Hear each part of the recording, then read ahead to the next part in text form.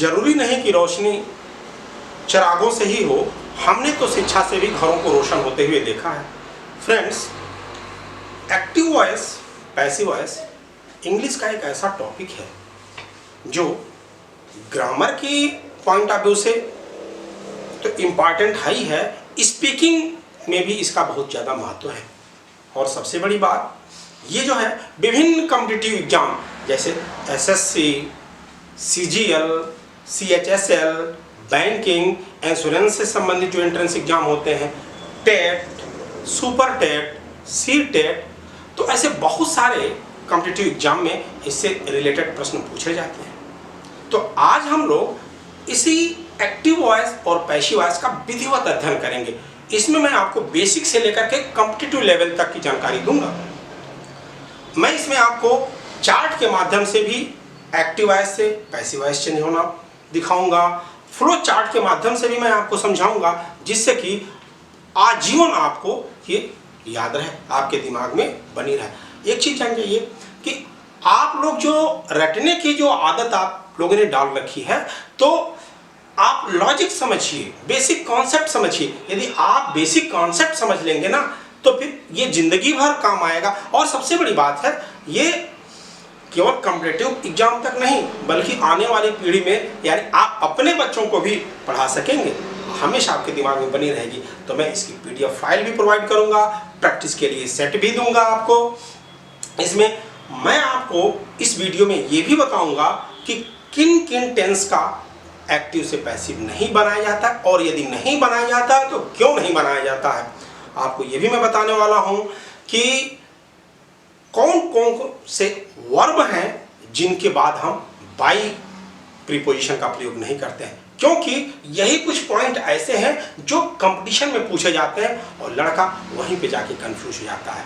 तो आज आप डिटरमाइंड हो लीजिए कि हमें इससे एक्टिव वॉइस से पैसिव वॉइस से रिलेटेड चाहे किसी भी तरह का सेंटेंस किसी भी कॉम्पिटिटिव एग्जाम में पूछा जाए, हमें करके आना है, और एक एक नंबर का करके आना है, बिल्कुल भी नहीं छोड़ना है। लेकिन दोस्त, ये भी जान लीजिए कि आधे अधूरे हथियारों से लड़ाई नहीं जीती जा सकती। यानी कि आप पूरा वीडियो ध्यान से देख लीजिए। समय तो आपको देना ही पड़ेगा। अगर आप पूरा कॉन्सेप्ट समझना चाहते हैं तो वीडियो थोड़ा सा लंबा भी हो सकता है, तो आप स्टार्टिंग से लेकर के अंत तक बने रहिए। निश्चित रूप से आज आप विवश हो जाएंगे कहने के लिए कि वाह, आज तो मजा आ गया, पूरा कॉन्सेप्ट क्लियर हो गया। तो एक्टिव वॉइस पैसिव वॉइस को स्टार्ट करने से पहले मैं आपको वॉइस के बारे में बता दूं, क्योंकि जब तक आप वॉइस नहीं समझेंगे, आप एक्टिव और पैसिव विधिवत तरीके से नहीं समझ सकते। अब वॉइस क्या है? एक्चुअली वॉइस जो है वर्ब की वह फॉर्म होती है जो हमें ये बताती है कि वाक्य में सब्जेक्ट यानी कि कर्ता स्वयं कुछ करता है अथवा किसी के द्वारा किए गए कार्य का परिणाम भोगता है। अर्थात सब्जेक्ट सामान्यतः किसी कार्य के लिए डायरेक्ट रिस्पॉन्सिबल है या इनडायरेक्ट रिस्पॉन्सिबल है। ये कौन बताता है? वॉइस बताती है, वर्ब की फॉर्म बताती है। दूसरे शब्दों में आप यूं समझिए कि वॉइस हमें ये रिप्रेजेंटेट करती है कि हम सेंटेंस में सब्जेक्ट को प्रायोरिटी दे रहे हैं या ऑब्जेक्ट को प्रायोरिटी दे रहे हैं, सब्जेक्ट को हम महत्व दे रहे हैं या ऑब्जेक्ट को महत्व दे रहे हैं। तो ये रहा वॉइस। अब इस डिफिनीशन के बेस पे वॉइस को दो पार्ट में बांट दिया गया, एक्टिव वॉइस और पैसिव वॉइस। अब जरा हम एक्टिव वॉइस को समझ लें। एक्टिव वॉइस क्या है? जब वाक्य में कर्ता यानी कार्य करने वाला जो है वो प्रधान हो या प्रधान हो, दूसरे शब्दों में आप कह सकते हैं कि वाक्य में कर्ता को ज्यादा महत्व दिया जाए, तो इस श्रेणी के वाक्य को प्रदर्शित करने वाली क्रिया को कहते हैं कि ये एक्टिव वॉइस में है। और एक्टिव वॉइस में कर्ता को क्रिया से पहले लिखा जाता है। जैसे एग्जाम्पल दिया हुआ है, कुशाग्र राइट्स ए लेटर। इसमें काम कौन कर रहा है? पर कुशाग्र के द्वारा पत्र लिखा जाता है। अब काम कौन कर रहा है? कुशाग्र सब्जेक्ट है, तो देखिए यहाँ पे सब्जेक्ट वर्ब से पहले लिखा गया है। यहाँ पे कुशाग्र पत्र लिखता है, फोकस किस पे है, प्राथमिकता किसको दे रहे हैं, प्रायोरिटी किसको दे रहे हैं? कुशाग्र को ना। इसलिए कहा जाएगा कि यह वाक्य एक्टिव वॉइस में है। हाँ, एक चीज और आपको बता दें कि इस वाक्य को जब इसमें आप ध्यान से देखेंगे तो पाएंगे वही ग्रामेटिकल रूल्स कि सब्जेक्ट पहले लिखा गया है, फिर वर्ब लिखा गया है, फिर ऑब्जेक्ट लिखा गया। अगर हम इस वाक्य में से ये ऑब्जेक्ट हटा दें तो क्या होगा, कुशागर राइट्स, कुशागर लिखता है। तो फिर इसका पैसिव वॉइस नहीं बन सकता। क्यों नहीं बन सकता? क्योंकि इसमें ऑब्जेक्ट नहीं है। तो जब ऑब्जेक्ट नहीं है तो पैसिव वॉइस नहीं बनेगा। तो ये तो रहा एक्टिव वॉइस। अब जरा पैसिव वॉइस को देख लें। जब वाक्य में कर्म यानी कि जिस पे कार्य का प्रभाव पड़ता है मुख्य हो, या वाक्य में कर्म को ज्यादा महत्व दिया। हमने भी बताया ना कि वॉइस हमें यह बताती है कि हम सब्जेक्ट को या ऑब्जेक्ट को किसको ज्यादा प्रायोरिटी दे रहे हैं। तो इसमें देखिए कर्म को ज्यादा, ऑब्जेक्ट को ज्यादा महत्व दिया जाता है। या फिर जब कोई व्यक्ति या वस्तु सब्जेक्ट के रूप में कार्य न करता हो बल्कि किसी व्यक्ति या वस्तु के द्वारा किए गए कार्य का परिणाम भोगता हो, तो इस श्रेणी के वाक्य को प्रदर्शित करने वाली क्रिया को कहते हैं हम पैसिव वॉइस। जैसे a letter is written by Kushagra, पत्र लिखा जाता है कुशाग्र के द्वारा। देखिए वाक्य यह भी सही है, वाक्य वह भी सही था कि कुशाग्र पत्र लिखता है। यहाँ पे क्या है, पत्र लिखा जाता है कुशाग्र के द्वारा। तो बात तो वही हुई, लेकिन कहने का तरीका इसमें थोड़ा सा चेंज हो गया है। अब इसमें फोकस किस पे किया जा रहा है, प्रायोरिटी किसको दी जा रही है? A letter is written by Kushagra, letter को। तो अब यहाँ पे देखिए इसमें जो सब्जेक्ट है, जो कार्य करने वाला, वो निष्क्रिय है, तो इसलिए इसको कहेंगे कि यह पैसिव वॉइस में है। अब देखिए, अब एक चीज आप और जान लीजिए कि पैसिव वॉइस का प्रयोग कब करना चाहिए। आपके दिमाग में बात हो रही होगी, आ रही होगी कि ये इतना महत्वपूर्ण इंपॉर्टेंट टॉपिक है, इसको पढ़ने की क्या जरूरत है? तो है ना जरूरत, क्योंकि बहुत सारे ऐसे मौके आते हैं जब हम किसी वाक्य को सीधे एक्टिव वॉइस में एक्सप्रेस नहीं कर सकते हैं। जैसे मान लीजिए आपके घर पे कोई गेस्ट आया हुआ है, थोड़ी देर आपसे बात हुई, वो जाने लगा, आप कहते हैं अरे यार बैठो, चाय आ रही है, पी लो तो चले जाना। अब चाय आ रही है, ये वाक्य आपने हिंदी में तो बोल दिया, लेकिन जब आप इसको ट्रांसलेट करेंगे तो चाय के हाथ पैर तो है नहीं जो दौड़ के चली आएगी। चाय तो कोई ला रहा है ना, लेकिन इंपॉर्टेंस लाने वाले को नहीं दिया जा रहा है, चाय आ रही है। तो अब जिसमें इसमें सब्जेक्ट यानी कि कार्य करने वाले को इंपॉर्टेंस नहीं दिया जा रहा है, तो ऐसे जो वाक्य होते हैं उनको लिखने के लिए हमें पैसिव वॉइस की आवश्यकता पड़ती है। जैसे यहाँ पे देखिए, अभी हमने क्या लिखा कि जब सब्जेक्ट यानी कि कर्ता के बारे में जानने की जरूरत ना हो या सब्जेक्ट का पता ना हो। जैसे कि खिड़की कल तोड़ी गई, नई दुकान लूटी गई। अब इसको देखिए, यहाँ पे लिखा हमने window was broken yesterday, new shop was robbed. दोनों वाक्यों में देखिए सब्जेक्ट का पता नहीं है, अन्य जानने की जरूरत है। तो ऐसे वाक्यों को लिखने के लिए या व्यक्त करने के लिए हमें पैसिव वॉइस की आवश्यकता पड़ती है। अब एग्जाम्पल और एक देते हैं, जब ऑब्जेक्ट को महत्व सब्जेक्ट से ज्यादा देना हो। जैसे यह पेन गुरुजी के द्वारा उपहार में दिया गया, यह पेन, तो पेन को महत्व दिया जा रहा है ना, इसको this pen was gifted by Guruji. Pinky को गुलाब, रोहित के द्वारा गुलाब दिया गया, तो पिंकी को दिया गया, तो यहाँ पे पिंकी को महत्व दिया जा रहा है। तो इसलिए ऐसे जो वाक्य होते हैं उनको लिखने के लिए हमें पैसिव वॉइस की आवश्यकता पड़ती है। एक चीज मैं बता दूं कि जब तक आपका कॉन्सेप्ट क्लियर नहीं होगा ना, तब तक आप विधिवत तरीके से नहीं समझ सकते। आधे अधूरे हथियारों से लड़ाई नहीं लड़ी जा सकती। आप युद्ध भूमि में जाते हैं तो जब तक पूरी तैयारी के साथ नहीं जाएंगे आप जीत नहीं सकते। तो आप कॉन्सेप्ट पूरा एकदम क्लियर कर लीजिए, उसके बाद हम आपको बताते हैं। एक एक चीज मैं बताऊंगा आपको, ठीक है। अब आगे हम देखते हैं। तो अब देखते हैं एक्टिव वॉइस के वाक्य को पैसिव वॉइस बनाने के लिए क्या करते हैं। एक्टिव वॉइस के वाक्य को पैसिव वॉइस बनाने के लिए सबसे पहले आप क्या करते हैं, जो एक्टिव वॉइस का ऑब्जेक्ट होता है उसको आप सब्जेक्ट बनाते हैं और सब्जेक्ट को ऑब्जेक्ट बनाते हैं। इसको आप इस चार्ट से समझ सकते हैं। जैसे हमने वाक्य लिख दिया कुशाग्र राइट्स अ लेटर। अब इसमें क्या है कि पैसिव वॉइस का वाक्य भी हमने लिख दिया कि a letter is written by Kushagra. किया क्या गया, मेन परिवर्तन क्या है पहले समझ लीजिए। वो परिवर्तन कैसे होता है वो हम आपको आगे बताएंगे। अभी आपको ये बता रहे हैं कि क्या क्या इसमें होता है। अब इसमें देखिए, ये जो ऑब्जेक्ट है एक्टिव वॉइस का, वो इधर देखिए स्टार्टिंग में लाके लिख दिया गया है, सब्जेक्ट बना दिया गया है। फिर क्या किया गया है, ये जो इसका सब्जेक्ट था उसको आपने ऑब्जेक्ट बना दिया है। और ऑब्जेक्ट बनाने से पहले आपने ये जो वर्ब है उसको एक चीज आपको और बता दूं यहां पे कि everything is science in this world and home science is the basic of every science. हम यहां पे बता रहे हैं कि होम साइंस की भाषा में इस वर्ब को पैसिव वॉइस जब बनाते हैं तो इतना पकाते हैं ना कि वो थर्ड फॉर्म में आ जाती है, चाहे जिस भी फॉर्म में हो। एक्टिव वॉइस में जो वर्ब है चाहे जिस भी फॉर्म में हो उसको हम इतना पकाते हैं पैसिव वॉइस बनाते समय कि वो थर्ड फॉर्म में आ जाए। और साथ में क्या करते हैं, इसके साथ हम स्पाइसेस यानी मसाला डाल देते हैं। मसाला आप समझते हैं मसाला ना, तो हम मसाला डाल देते हैं।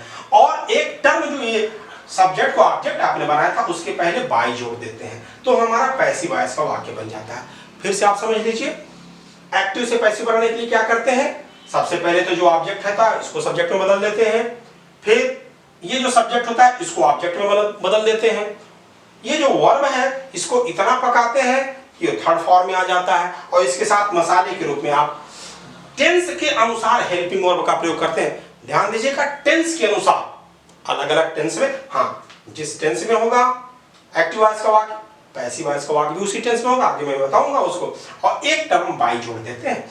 अब यहाँ पे एक चीज बताने वाली बात है कि जो विभिन्न कॉम्पिटिटिव एग्जाम में पूछे जाते हैं ना, जो टिपिकल होते हैं, तो वहां पे मैं बता दूं कि बहुत सारे वर्ड्स ऐसे होते हैं जिनके बाद में हम बाई नहीं लगाते हैं, अदर प्रीपोजिशन का प्रयोग करते हैं। वो कौन कौन से आगे हम वो भी बताएंगे। मैंने कहा था कि पूरा कॉन्सेप्ट क्लियर कर दूंगा और कॉम्पिटिटिव पॉइंट ऑफ व्यू से आज मैं पढ़ाऊंगा, तो आप ध्यान से देखते रहिए, पूरा कॉन्सेप्ट क्लियर हो जाएगा।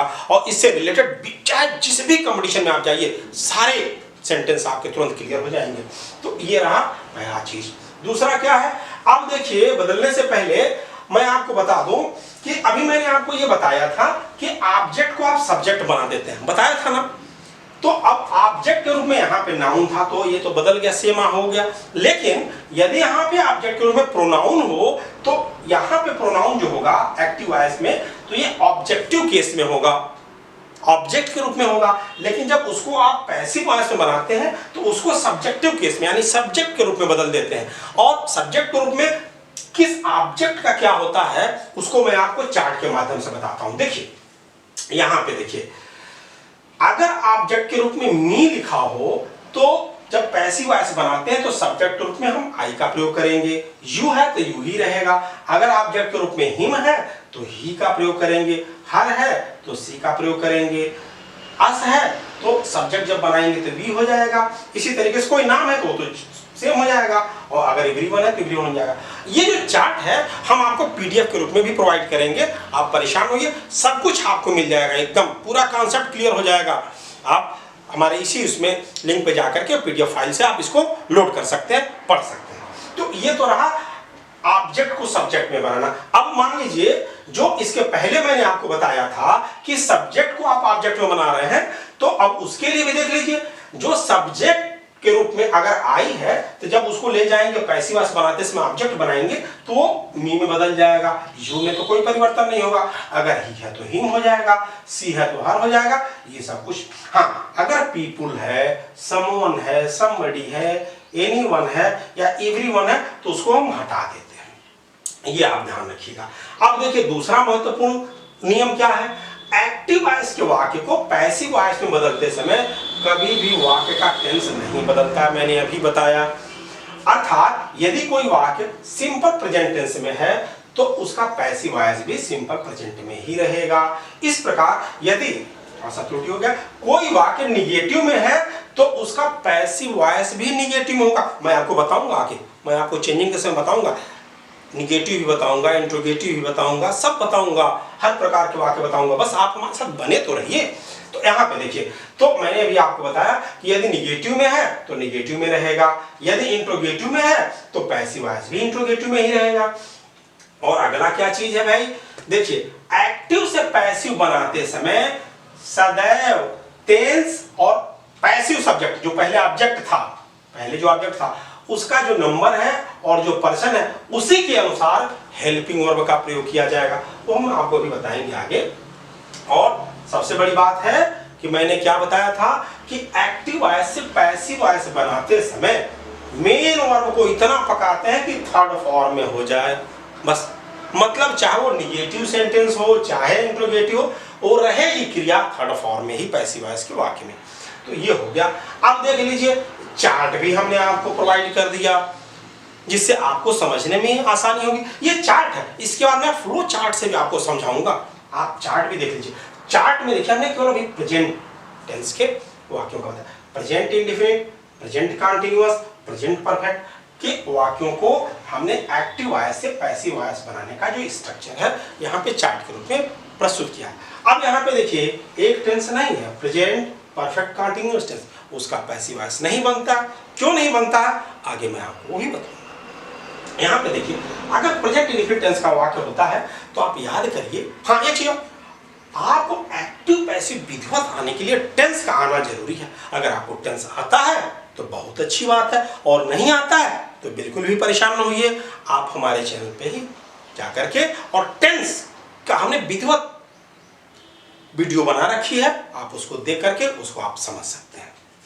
तो आप जब टेंस पढ़ेंगे तो आपको पता चलेगा कि प्रेजेंट इंडेफिनिट टेंस के वाक्यों को लिखने का क्या फार्मूला है। फिलहाल फार्मूला तो यही है जो आपके सामने दिख रहा है। क्या है? सबसे पहले कर्ता लिखते हैं, उसके बाद कर्ता के अनुसार मुख्य क्रिया का फर्स्ट फॉर्म लिखते हैं। अगर कर्ता यानी कि सब्जेक्ट सिंगुलर है तो वर्ब में यस अथवा यस लगाते थे, फिर ऑब्जेक्ट लगाते थे। जब पैसिव वॉइस बनाते हैं तो यहाँ पे क्या करते हैं, जो ऑब्जेक्ट था उसको आपने सब्जेक्ट बना दिया, अभी मैंने बताया था। इसके बाद जो स्पाइस यानी मसाले के रूप में जो हेल्पिंग वर्ब का प्रयोग करेंगे उसके रूप में आप इच एम आर का प्रयोग करेंगे और मेन वर्ब का थर्ड फॉर्म प्रयोग करेंगे और फिर बाई लगा करके जो सब्जेक्ट था उसको आप ऑब्जेक्ट बना देंगे। इसी तरीके से ये भी है।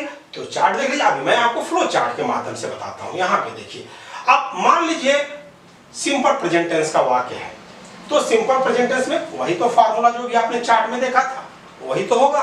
तो अगर उस तरह का सेंटेंस है तो उसको पैसिव वॉइस बनाते समय जो आपने अभी उसमें देखा था चार्ट में, इस स्ट्रक्चर के आधार पे बदल देंगे। अब उसको आप फ्लो चार्ट के माध्यम से समझ सकते हैं। जैसे मान लीजिए एक्टिव वॉइस का वाक्य है, राम राइट्स अ लेटर, तो अब इसको पैसिव वॉइस में बनाना है तो आप क्या करेंगे, यहाँ पे जो ऑब्जेक्ट है ये यहाँ पे ला करके लिख देंगे। आप लिख लिया आपने, फिर इसके बाद आप स्पाइस यानी मसाला डालेंगे। मसाला क्या डालेंगे, हेल्पिंग वर्ब का। यहाँ पे देखिए चूंकि ये वाक्य प्रेजेंट इंडेफिनिट में, तो अब हेल्पिंग वर्ब के रूप में इज एम आर में से इसके अनुसार कोई आप एक हेल्पिंग वर्ब का प्रयोग करेंगे। तो चूंकि सिंगुलर है इसलिए इज का प्रयोग आपने कर लिया।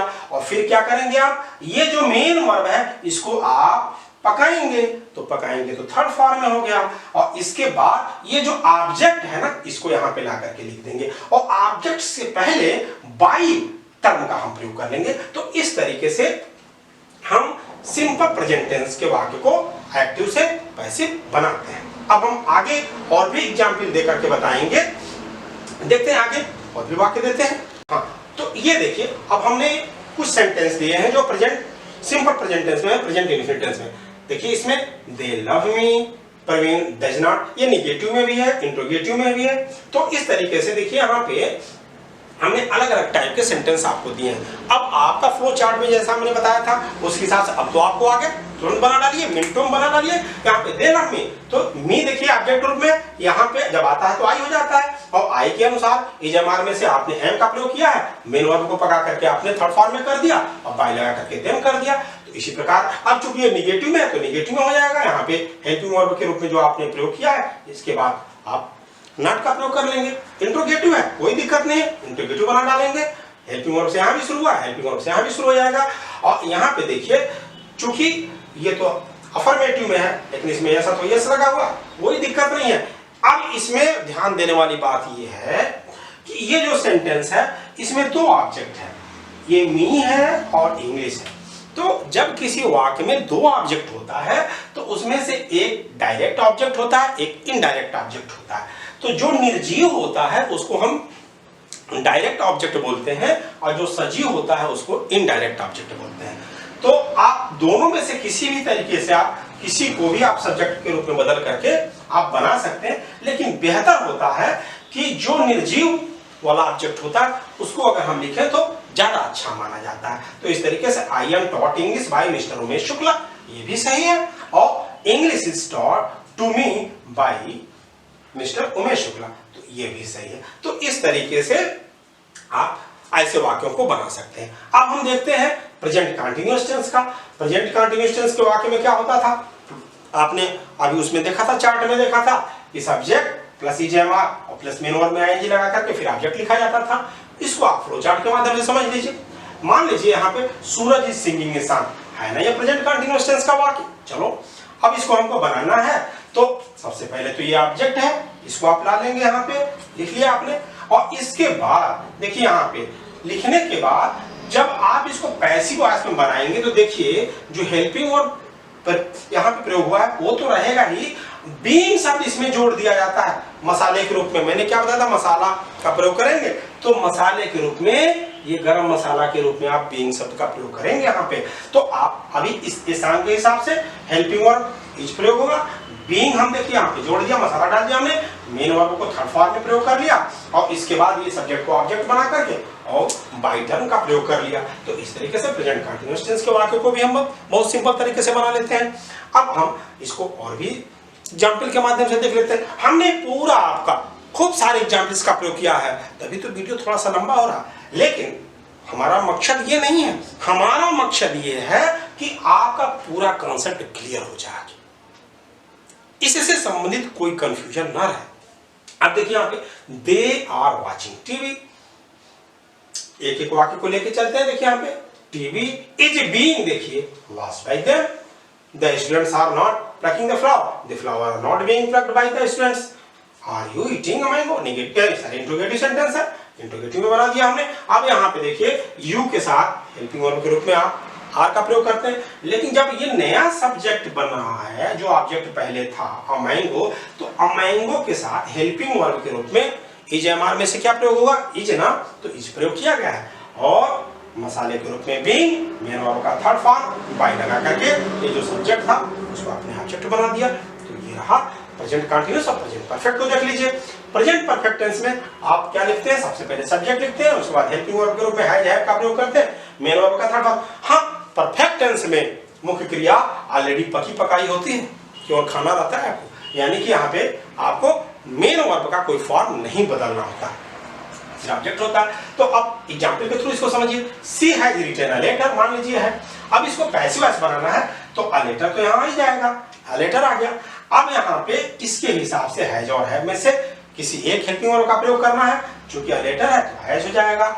अब इसके बाद आप इसमें मसाला क्या डालेंगे, मेन चीज है मसाला, बिन का प्रयोग करेंगे मसाले के रूप में। यहाँ मसाले के रूप में क्या करेंगे, बिन का प्रयोग करेंगे, और चूंकि क्रिया तो पकी पकाई है भाई, उसको लिख डालेंगे हम, और उसके बाद सब्जेक्ट को ऑब्जेक्ट। अब यहाँ पे देखिए सी है, तो जब ऑब्जेक्ट बनेगा तो क्या होगा, चार्ट के हिसाब से हर होगा ना, और हर के पहले बाय लगा देंगे हम तक।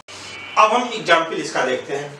सपोज दैट ये सेंटेंस दिया हुआ है, she has written a letter, someone has stolen my car, I have not killed a snake, who has taught you English। मान लीजिए ये सेंटेंस है।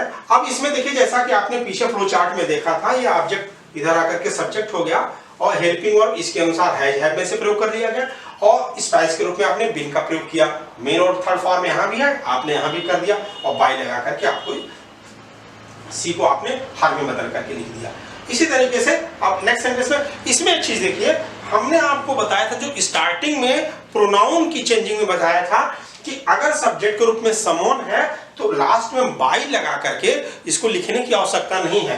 तो देखिए यहाँ पे चूंकि समोन है तो बाय नहीं लगाए हैं हम, my car has been stolen.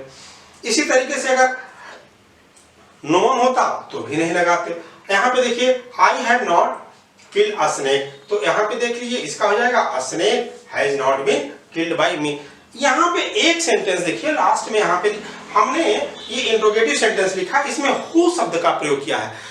एक चीज ध्यान दीजिएगा इसमें कि जब कभी भी किसी सेंटेंस में हु शब्द से वाक्य की स्टार्टिंग हुई है, इंट्रोगेटिव है, तो इसको जब हम बदलते हैं तो बाई होम शब्द का प्रयोग करते हैं बाई होम में। तो इसका क्या हो जाएगा, यहाँ पे देखिए बाई होम, और बाकी सेम परिवर्तन है, have you been taught English, और लास्ट में क्वेश्चन मार्क्स लग जाएगा। तो ये आपका प्रेजेंट परफेक्ट टेंस के वाक्यों का पैसिव वॉइस। अब हम आते हैं प्रेजेंट परफेक्ट कंटीन्यूअस टेंस पे। मैंने आपको अभी बताया था कि मैं आपको आगे बताऊंगा कि वो कौन कौन से टेंस हैं जिनका पैसिव वॉइस नहीं बनता। तो उसमें आपने सीखा होगा, बचपन में आप पढ़ते समय आपके टीचर बताए होंगे कि प्रेजेंट परफेक्ट कंटीन्यूअस टेंस का पैसिव वॉइस नहीं बनता, पास्ट परफेक्ट कंटीन्यूअस टेंस के पैसिव वॉइस नहीं बनता, फ्यूचर कंटीन्यूअस टेंस का पैसिव वॉइस नहीं बनता और फ्यूचर परफेक्ट कंटीन्यूअस टेंस का पैसिव वॉइस नहीं बनता। लेकिन ऐसा नहीं है। सामान्यतः होता क्या है कि present perfect continuous tense, past perfect continuous tense और फ्यूचर कंटीन्यूअस टेंस तथा फ्यूचर परफेक्ट कंटीन्यूअस टेंस का पैसिव वॉइस का प्रयोग आधुनिक इंग्लिश में नहीं होता। ऐसा नहीं कि नहीं बनता, जनरली ये कहा जाता है क्योंकि आधुनिक इंग्लिश में इसका प्रयोग नहीं होता। हाँ, यदि मान लीजिए इस टेंस के वाक्य दिए हुए हैं और आपको पैसिव वॉइस बनाने की आवश्यकता पड़े तो बीइंग शब्द जोड़ करके पैसिव वॉइस बना देंगे। बाकी सेम, ऑब्जेक्ट को सब्जेक्ट बना देंगे, जो हेल्पिंग वर्ब है वो लगाएंगे ही लगाएंगे, मेन वर्ब का थर्ड फॉर्म प्रयोग करेंगे ही, लेकिन उसके पहले बीइंग शब्द जोड़ करके आप बना लेंगे। फिलहाल चूंकि इसका प्रयोग आधुनिक इंग्लिश में नहीं के बराबर होता है, इसलिए ऐसा जनरली कह दिया जाता है कि इन टेंस का पैसिव वॉइस नहीं बनता। तो आज से अपने दिमाग से निकाल दीजिए कि ये जो चार टेंस हैं, present perfect continuous tense, past perfect continuous tense, future continuous tense और फ्यूचर परफेक्ट कंटीन्यूअस टेंस, इनका पैसिव वॉइस नहीं बनता। जनरली हम भी कहते हैं। अब यहां पे देख लीजिए, अब हम इसको एग्जाम्पल के रूप में आपको दिखा देते हैं, क्योंकि बहुत इंपॉर्टेंट नहीं है लेकिन फिर भी बताना तो जरूरी है आपको। यहाँ पे मान लीजिए प्रेजेंट परफेक्ट कंटीन्यूअस टेंस का वाक्य है, she has been writing a letter for an hour. तो यहाँ पे देखिए सब कुछ वही है, a letter has been, being शब्द का हमने प्रयोग कर लिया, written by him for an hour. इसी तरीके से यहाँ पे देखिए निगेटिव है तो बीइंग का प्रयोग कर लिया गया। हम चूंकि बहुत इंपॉर्टेंट नहीं है और आधुनिक इंग्लिश में इसका प्रयोग नहीं होता, इसलिए हम इन चारों का इकट्ठे बता दे रहे हैं, आपको बार बार बताने की आवश्यकता नहीं पड़ेगी। अगर मान लीजिए पास्ट परफेक्ट कंटीन्यूअस टेंस का होगा तो भी हम बीइंग लगा के बना लेंगे, कुछ भी इसमें नया नहीं है। फ्यूचर कंटीन्यूअस टेंस में और फ्यूचर परफेक्ट कंटीन्यूअस टेंस में भी वही प्रक्रिया अपनाई जाएगी। देखिए यहाँ पे फ्यूचर कंटीन्यूअस टेंस में क्या होता है, विल बी और शैल बी का प्रयोग होता है, यहाँ पे देखिए बीइंग सब जोड़ दिया गया, बस और कुछ भी नहीं करना है। तो ये आपका सीधे सीधे आप समझिए कि इन चारों वाक्यों का, टेंस के वाक्यों का अगर पैसिव वॉइस बनाना है तो बीइंग सब जोड़ करके बना लेंगे। हाँ, साथ में मैं आपको एक चीज और बता दूं, एक्चुअली इंटरमीडिएट लेवल पे इस तरीके के वाक्य अगर दिए जाते हैं तो उनको आप पैसिव वॉइस बना देते हैं, लेकिन कंपटीशन में इस तरह के सेंटेंस नहीं दिए जाते हैं। कैसे सेंटेंस दिए जाते हैं आप इसको देख लीजिए। मान लीजिए कंपटीशन में एक ये सेंटेंस दे दिया गया और पैसिव वॉइस इसका दिया होगा, चार ऑप्शन दिए होंगे आपको, चार में से एक ऑप्शन कोई आपका सही होगा और बाकी रॉन्ग होगा, गलत होगा। तो आपको उस सही आंसर का चुनाव करना रहता है, आपको सिलेक्ट करना रहता है, बताना होता है कि कौन सा आंसर राइट है। बस कंपटीशन में और ये जो कॉलेज लेवल की जो एग्जाम है यही अंतर होता है बस। तो उसके लिए अगर आप विभिन्न कंपटीशन की तैयारी कर रहे हैं तो भी आपको टेंस के अगर रूल्स पता है और साथ में वॉइस के चेंजिंग के रूल्स पता है तो आपको कोई अंतर नहीं पड़ेगा। तरीका वही है, सब कुछ तरीका वही है, रूल्स वही है, सब कुछ है, बस पूछने का पैटर्न अलग अलग है। बोर्ड स्तर पे क्या होता है, सेंटेंस दे दिया जाता है, आपको बनाने के लिए कर दिया जाता है। कंपटीशन में क्या होता है कि सेंटेंस दिया रहता है और चार आंसर के रूप में चार ऑप्शन दिया रहता है, आपको एक करेक्ट आंसर बनाना होगा। अब पास्ट टेंस का भी हमने जो है ये जो फॉर्मूला है एक्टिव वॉइस का और पैसिव वॉइस का, वो भी चार्ट के रूप में आपके सामने पेश कर दिया। इसको आप पीडीएफ फाइल के रूप में भी जाकर के पढ़ सकते हैं हमारे ही उसके लिंक पे। अब यहाँ पे देखिए पास्ट इंडेफिनिट टेंस में आप क्या करते थे, सब्जेक्ट लिखते थे, मेन वर्ब का सेकंड फॉर्म लिखते थे, चाहे सब्जेक्ट सिंगुलर हो चाहे प्लूरल हो, कोई मतलब ही नहीं है। और फिर ऑब्जेक्ट, जब इसको आप पैसिव वॉइस बनाते थे तो ये ऑब्जेक्ट सब्जेक्ट हो जाता था और मसाले के रूप में वाज और वर का प्रयोग करते थे। और फिर मेन वर्ब का चूंकि यहाँ सेकंड फॉर्म था, लेकिन मैंने क्या बताया था, पैसिव वॉइस में हमेशा थर्ड फॉर्म प्रयोग होगा, थर्ड फॉर्म प्रयोग कर लिया और सब्जेक्ट को आपने ऑब्जेक्ट बना लिया, उसके पहले आप बाई टर्म का प्रयोग कर लिया। तो सेम वही चीज है, सब कुछ एग्जाम्पल और फ्लो चार्ट के माध्यम से हम इसको समझते हैं। देखिए यहाँ पे पास्ट इंडेफिनिट टेंस का, अब मान लीजिए सेंटेंस है राम रोट अ लेटर। देखिए यहाँ पे सेंटेंस को देख के समझ गए होंगे। सिंगुलर सब्जेक्ट है, चाहे सिंगुलर हो चाहे प्लूरल हो, कोई फर्क नहीं पड़ता। मेन वर्ब का सेकंड फॉर्म प्रयोग किया गया और फिर ऑब्जेक्ट है। जब इसको आप पैसिव वॉइस में बनाते हैं तो ये जो ऑब्जेक्ट है इसको आप यहाँ पे लाएंगे। अब इसके बाद सब्जेक्ट आ गया, फिर क्या, चूंकि इसमें हेल्पिंग वर्ब तो है नहीं तो चलो ठीक है। अब यहाँ पे हेल्पिंग वर्ब होता तो पहले वो लिखते, वो नहीं, हमको फिर क्या करना है, स्पाइस यानी मसाला डालना है। और मसाले के रूप में यहाँ पे देखिए क्या प्रयोग करेंगे, वाज और वर्ब में से कोई एक हेल्पिंग वर्ब प्रयोग करेंगे। तो अलेटर के हिसाब से यहाँ पे वाज का प्रयोग होगा। मेन वर्ब को पका दीजिए, थर्ड फॉर्म में आ गया, इसको आप ऑब्जेक्ट बना दीजिए और फिर उसके पहले बाई का प्रयोग कर लीजिए, हो गया आपका।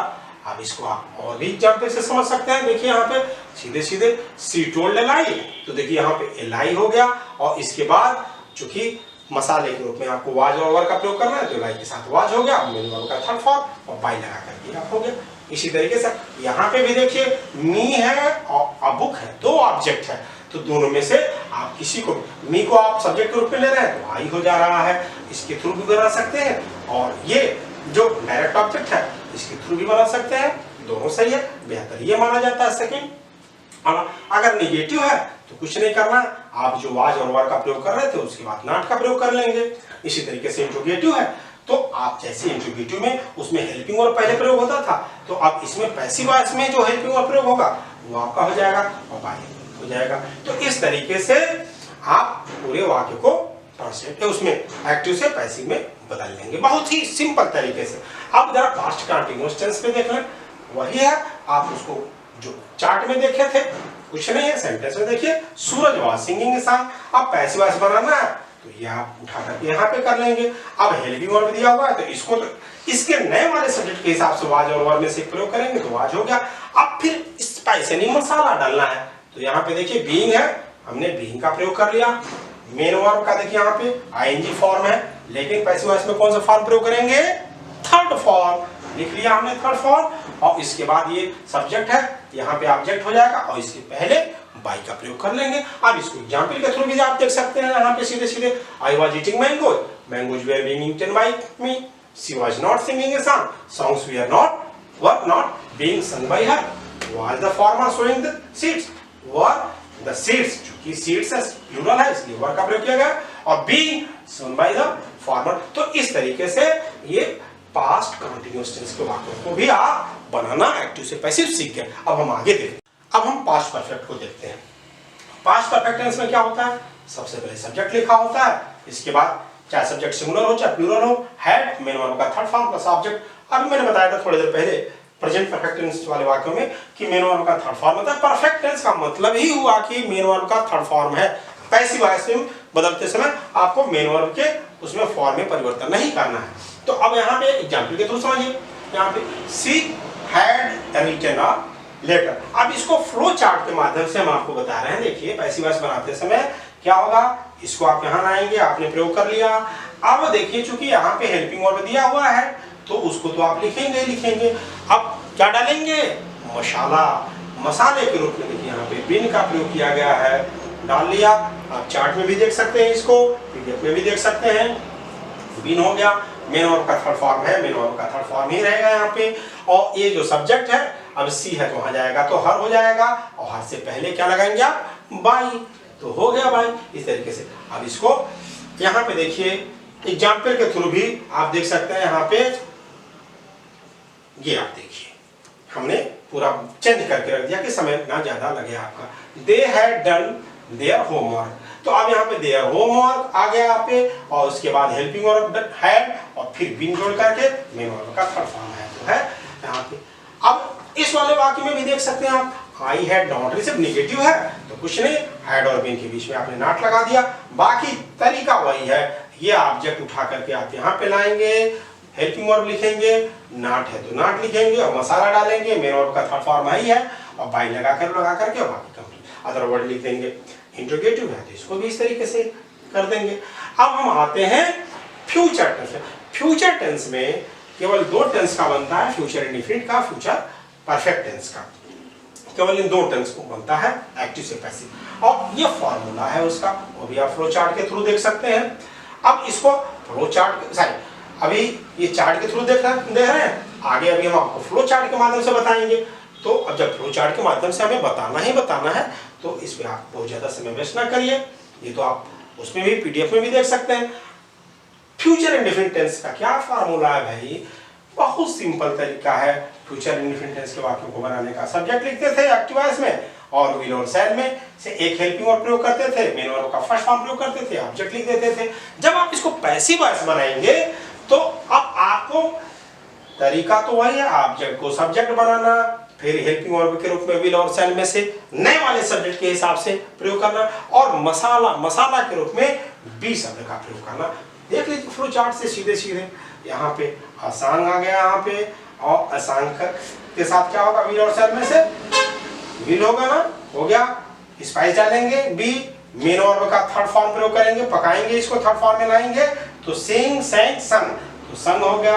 और इसके बाद इसको ले जाएंगे यहाँ पे, सूरज चूंकि प्रॉपर नाउन है तो सेम रहेगा, कोई परिवर्तन नहीं होगा। और इसके पहले टर्म कौन सा टर्म प्रयोग करेंगे, कौन सा प्रीपोजिशन प्रयोग करेंगे, बाई, कर लिया। अब इसको एग्जाम्पल के थ्रू भी देख सकते हैं, ये कुछ सेंटेंस लिखे हुए हैं। अब इसको आप देख लीजिए, ही विल टीच मी, यहाँ पे देखिए ऑब्जेक्ट के रूप में मी है, तो जब मी है तो यहाँ पे आज जब सब्जेक्ट बनेगा तो आई होगा। अब ही के साथ तो विल का प्रयोग हुआ था, लेकिन पैसिव वॉइस में अब नया सब्जेक्ट क्या मिला आपको, आई, तो आई के साथ क्या प्रयोग करते हैं, शैल ना, तो कर लिया आपने शैल, और मसाले के रूप में बी, मेन वर्ब का थर्ड फॉर्म और बाई लगा करके आपने इसको कर लिया।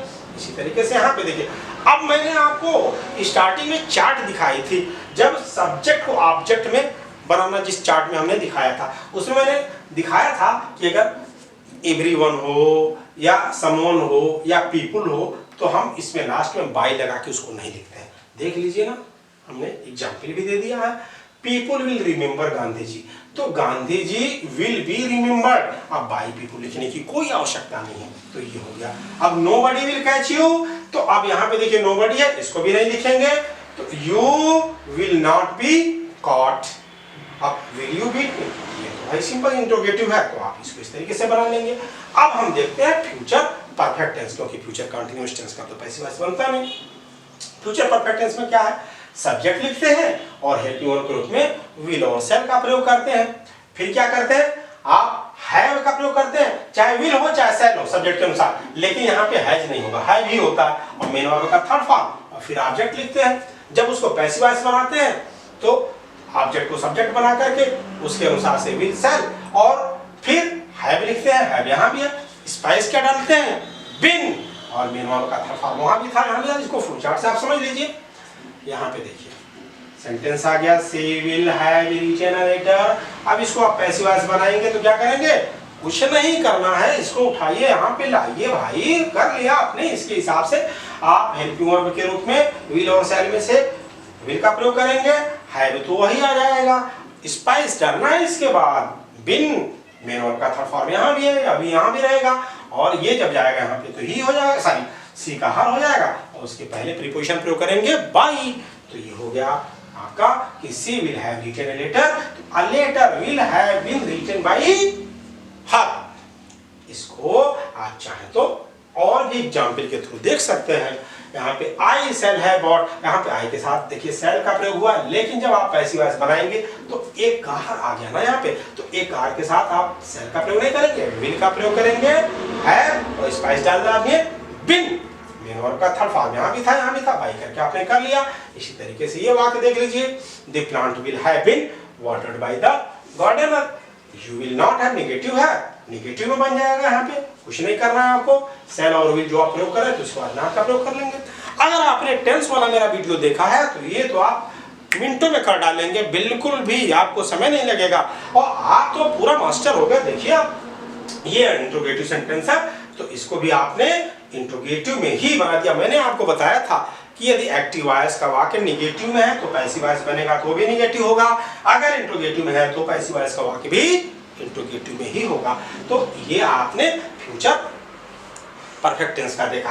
अब मैं आपको वो चीज बताने वाला हूं जो आपको ढूंढने से जल्दी नहीं मिलता है। क्या आपने अभी देखा इसके पहले वाले वीडियो में कि ये जो सब्जेक्ट था उसको जब ऑब्जेक्ट बना रहे थे तो उसके पहले बाई का प्रयोग बताया गया था, प्रीपोजिशन। लेकिन कुछ ऐसे वर्ब होते हैं जिनके बाद बाई का प्रयोग नहीं करते हैं और यहीं पे स्टूडेंट गलती करते हैं। यहाँ पे तो हमने यहाँ पे कुछ वर्ड्स दिए हैं जिनके जो अपने साथ एकदम सारे निश्चित प्रीपोजिशन रखते हैं, यानी वहां पे आप ऐसे वर्ब्स के बाद बाई का प्रयोग नहीं कर सकते, अन्यथा पैसिव वॉइस का वाक्य गलत हो जाएगा। कैसे देखिए, अगर अलार्म है तो इसके बाद एट का प्रयोग होगा, बाई का नहीं होगा। अमेज्ड है तो भी एट का प्रयोग होगा, एनॉयड है तो भी एट का प्रयोग होगा, एस्टोनिश्ड है तो भी एट का प्रयोग होगा। उसके बाद कंटेन्ड है तो इनका प्रयोग होगा। अगर डिस्प्लेस्ड वर्ब का प्रयोग किया गया है और उसके साथ कोई व्यक्ति है तो विद का प्रयोग होगा, और अगर आदत की बात होगी तो एट का प्रयोग होगा। वो भी अभी हम आपको एग्जाम्पल के थ्रू बताएंगे। अभी आप ये समझ लीजिए कि ये जो वर्ब्स हैं इनके बाद बाई प्रीपोजिशन का प्रयोग नहीं होगा, ये आप ध्यान रखिएगा। ये कंपटीशन में बहुत महत्व रखता है, इसको आप बिल्कुल आप हमारे उससे जाकर के पीडीएफ से नोट कर लीजिएगा। तो ये वर्ब हो गए, इनके बाद ये प्रीपोजिशन हो गए। और भी देखते हैं हम। अब इसको हम जो अभी आपको हमने ये दिखाया था ना, ये कि ये वर्ब के बाद ये निश्चित प्रीपोजिशन का प्रयोग किया जाता है, तो इसको एग्जाम्पल के थ्रू भी मैं आपको दिखा दूं। देखिए यहाँ पे एक्टिव वॉइस का वाक्य है, दिस न्यूज अलार्म्ड हिम। तो अलार्म वर्ब के रूप में अलार्म का प्रयोग किया गया है। तो अब यहाँ पे चार्ट में देखिए अलार्म के बाद क्या है, एट का प्रयोग किया गया है ना। तो यहाँ पे देखिए जब इसको आप पैसिव वॉइस बनाए हैं तो ही वाज अलार्म एट का प्रयोग किया गया। यहाँ पे देखिए बाई का प्रयोग नहीं किया गया है। इसी तरीके से नो शब्द में देखिए यहाँ पे कहाँ है नो, देखिए यहाँ पे नोन है, तो नोन के बाद क्या होता है, प्रीपोजिशन टू का प्रयोग होगा।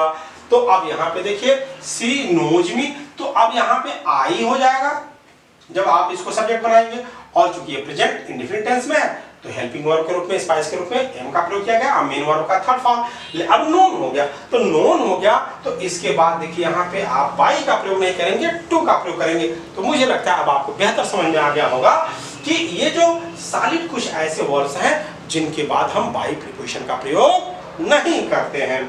अब देखिए यहाँ पे इसके साथ और भी हमने एग्जाम्पल दिए हैं, आप पीडीएफ पे जाकर के प्रैक्टिस के लिए नोट कर सकते हैं। मैं मतलब हर कोशिश किया हूं कि आपको कहीं से कोई भी कंफ्यूजन ना रहे। यहाँ पे देखिए अगर मैरिड है तो अगर मैरिज की लेडीज के साथ है तो वहां पे विद का प्रयोग होता, लेकिन अगर पुरुष के साथ है तो टू का प्रयोग हो जाएगा। तो ये जो तरीका है, प्लीज्ड है, देखिए प्लीज्ड के बाद विद का प्रयोग होता है पैसिव वॉइस में। तो ये सब कुछ जो है आप इसको पीडीएफ से जाकर के नोट कर लीजिएगा। तो फ्रेंड्स, मुझे उम्मीद है कि आज का वीडियो आपको बहुत अच्छा लगा होगा, आपको नया बहुत कुछ सीखने को मिला होगा। यदि आपको मेरा वीडियो अच्छा लगा तो प्लीज लाइक करिए, अपने फ्रेंड्स को जरूर शेयर करिए जिससे कि वो भी इसका लाभ उठा सके। वीडियो थोड़ा सा लंबा हो रहा था इसलिए मैंने इंपरेटिव और लेट वाले वाक्यों का नहीं बताया। इसको अगले वीडियो लेक्चर में मैं आपको दे दूंगा जिससे कि आपको हर प्रकार के सेंटेंस का एक्टिव से पैसिव बनाना विधिवत आ जाए। यदि अभी तक आपने मेरे चैनल को सब्सक्राइब नहीं किया है तो प्लीज सब्सक्राइब कीजिए, बेल आइकन दबाइए जिससे कि आपको मेरे अगले वीडियो का नोटिफिकेशन मिल सके। Thank you, best of luck.